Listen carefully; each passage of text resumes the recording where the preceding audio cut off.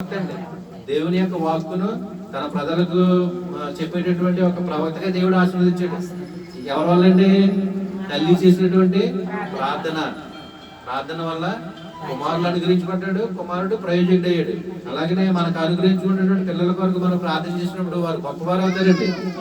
ఎందుకంటే అది మగ పిల్లడమని ఆడపిల్లడమని ఎవరు ఇచ్చినప్పుడు కూడా ఇక్కడ వాక్యంలో ఏం చూసాం మనం? గర్భఫలం యెహోవా ఇచ్చు బహుమానం, దేవుడు ఇచ్చినటువంటి బహుమానాలు కాబట్టి వారి వరకు మనం తప్పకుండా ప్రార్థన చేయాలి, వాళ్ళని ప్రయోజకులు చేయాలి, వాళ్ళని బాగా చదివించాలి, వారి ఆరోగ్యం కోసం, వారి చేసిన ప్రయత్నాల కోసం మనం ప్రార్థన చేయాలండి. వారిని చక్కగా వారు ఏ విధంగా మాట్లాడాలో, ఏ విధంగా ప్రవర్తించాలో ఇప్పుడు చిన్నప్పటి నుంచే మనం, ఎందుకంటే 119లో కూడా ఉంది కదండి చక్కని మాట.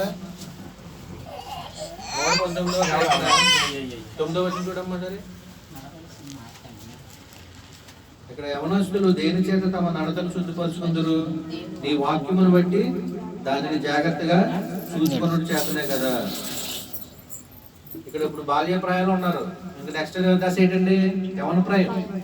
వారు తమ నడతను ఏ విధంగా శుద్ధిపరుచుకుంటారంటే ఆ వాక్యము వినుట వల్ల అన్నటువంటి, వినుట వల్ల ఏమొస్తుందని మనం నేర్చుకున్నాం? విశ్వాసం.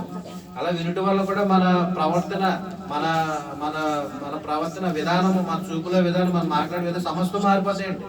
దేనివల్ల? వాక్యం వినుట వల్ల, వాక్యం నేర్చుకోవడం వల్ల. ఇవన్నీ కూడా ఇన్ని లాభాలు, ఇన్ని బెనిఫిట్స్ ఉన్నాయి మనకి. అందువల్ల ఈ పిల్లలైతే చక్కగా మరి తాతయ్య గారి ఆధ్వర్యంలో ఇంతవరకు ఇక్కడ చిన్నప్పటి నుంచి